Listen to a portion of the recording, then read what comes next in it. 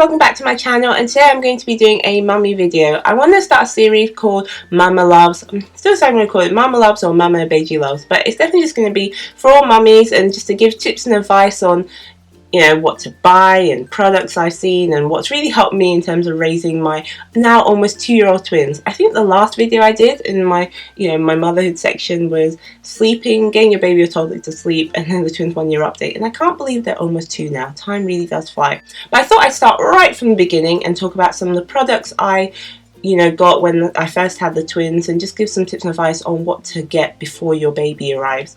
And there's so many companies out there just trying to push you with things to buy. It can be really overwhelming, especially for new moms out there. And a lot of it is very gimmicky. And for us, we knew we were buying 2, so we had to think very carefully before we made any kind of purchases.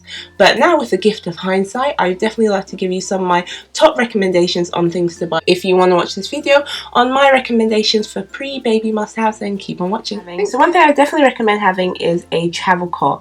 That really worked well for us, especially when we went to go and see family and friends. We could just roll it up, pack it in the boot and be off, and that way the kids can have somewhere comfortable to sleep.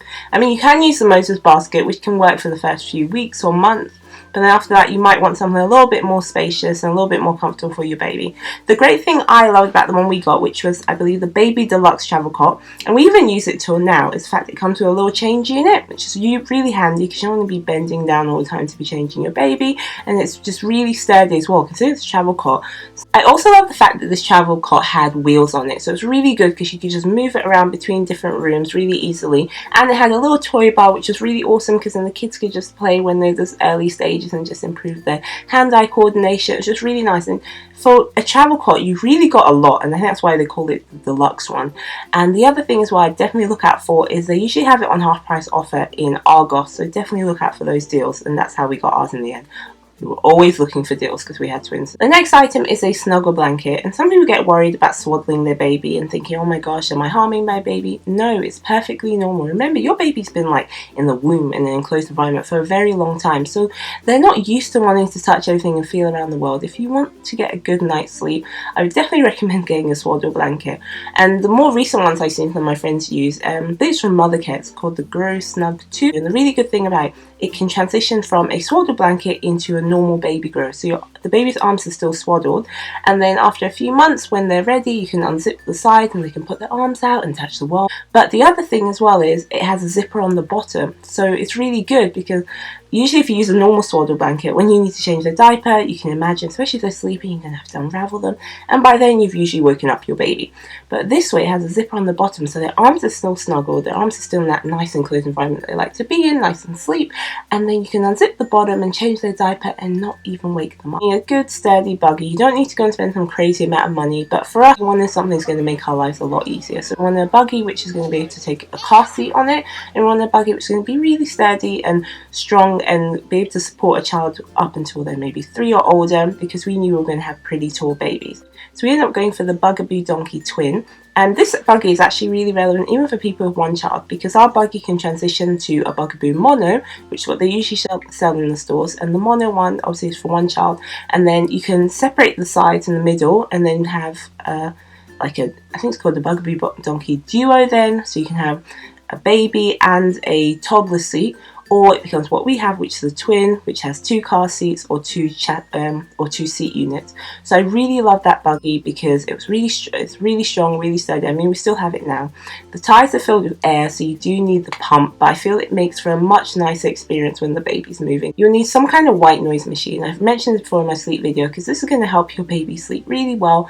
And the one we ended up getting was a Slumber Bear. So it's not really a machine actually. I was gifted it for my baby shower, and oh my gosh, it was amazing. So this bear with a little microphone or speaker inside it, and you can change the settings, whether it makes like a womb sound or the ocean sound, or I believe you can even record your own voice with it, which is really awesome. So that was really helpful because the baby is used to being in the womb. They've been there for so long, all those months, and to come out in the world and hear all these different noises, it can be really distracting for them. So having some kind of consistent sound in the background is really going to help them, calm them, relax them, and obviously for you get a good night's sleep.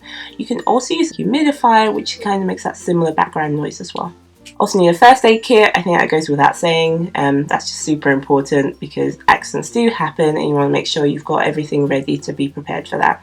Another thing you'll need is baby clippers. I think I had no idea how quickly baby's nails grow. So we had baby clippers and maybe some scratch mittens as well, because sometimes if their nails grow in between, they'll start scratching themselves and their skin is really tender, so you want to make sure they're protected. A good thing to have as well is some kind of baby monitor, because you just want to be able to hear your baby in case they cry and you're a little bit far away. We ended up getting a roller one, which is really handy because it had the temperature as well, and you could do two-way talk, so I could speak to them if they woke up a bit earlier.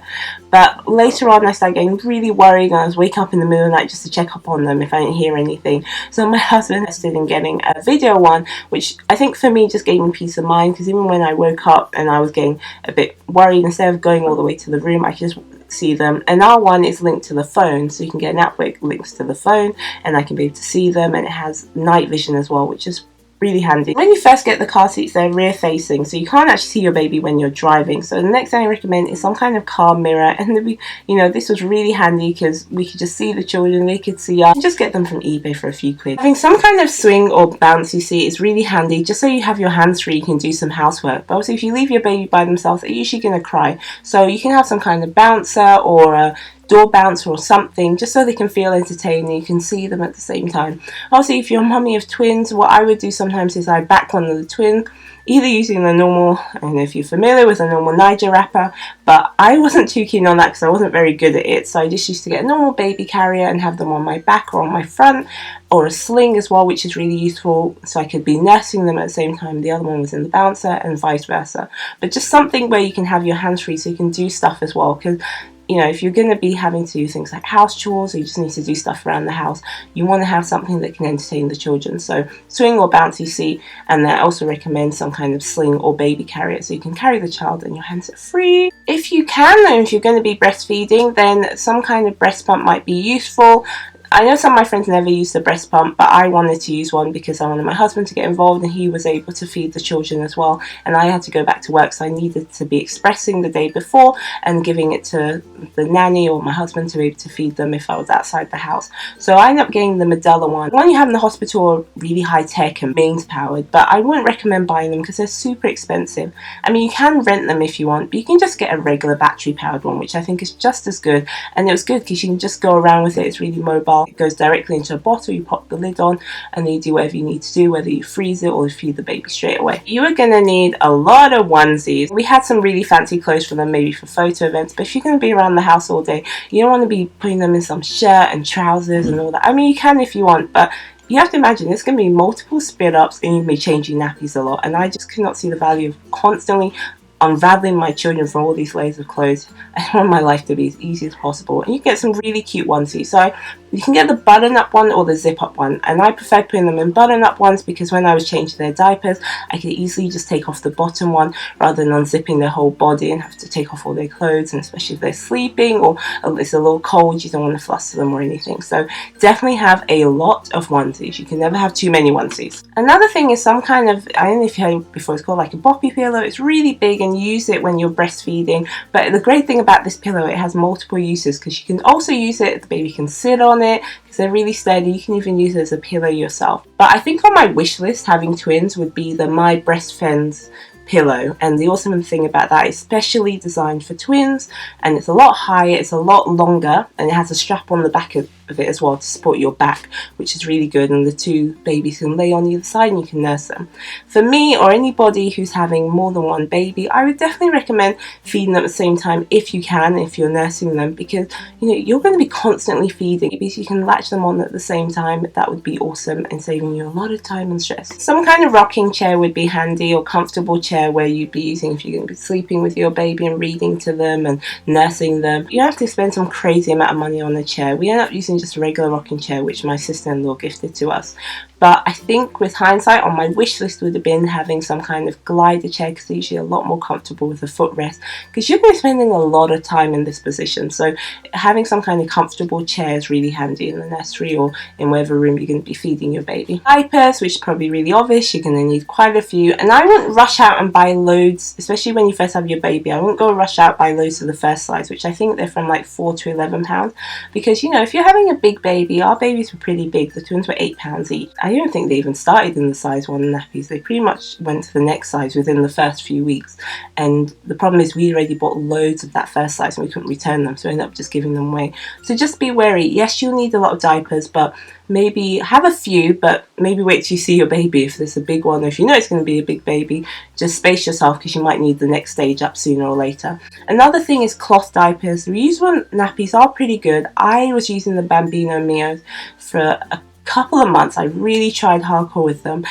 It was a combination. I think I was trying to save the environment, and I just thought it would save me some money as well, but the stress was just too much. You know, having 2 babies as well can be really difficult and a lot of pressure. You have to realize these cloth diapers, yes, it's saving you money in the long run, but it's a lot of effort because you're constantly having to be washing them. I found they weren't as secure as regular nappies. Maybe it was just the way I was tying them, but I found there was a lot of times I was washing their clothes a lot because they had little side leakages.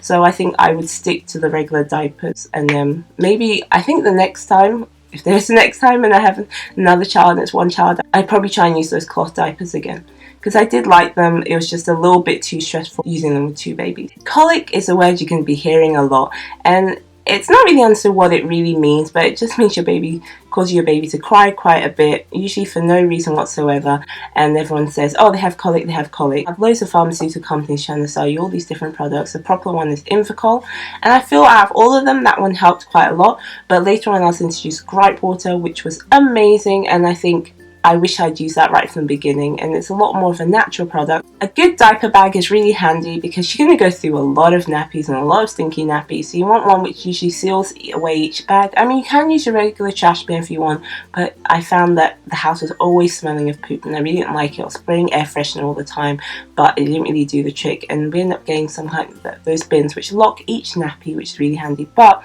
you'll find that those bins are quite expensive, so one thing I recommend is maybe just using them just for the number 2s and then using a regular bin for the number 1s, because they're not going to smell that much, and that way you can save a little bit of money. And you really need to get loads. If you have one central place you put all the nappies, then that's fine. You can just put all the poop ones in there. I've said poop quite a few times there, haven't I? Sorry. Now, you're going to be bathing your newborn. It can be pretty scary, so having some kind of good bath basin to wash them in. And I got one with a little foam bit as well, especially for my daughter. My son didn't mind having a bath, but my daughter it was weird. She just did not like water at all, so she just wriggled around. We got ours, I believe, from Argos. They sell a whole ton of them there. And last but not least, and probably the most important, is a car seat. And then we end up getting the Maxi Cozy car seat. And there's loads and loads to pick from, but our one was based on, we wanted one that was going to be adaptable with our buggy. So if you've got a certain buggy in mind, make sure you're aware of what kind of car seat it needs so you can buy one which is adaptable for it. And the other thing as well we got was the Family Fix, which is the base you put on the car. You don't have to use the seatbelt to hold the car seat in.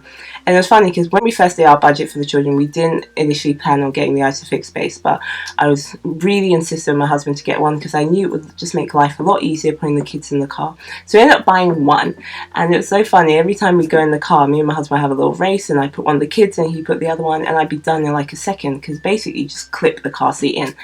But he'd have to be messing around with the seat to put our baby in.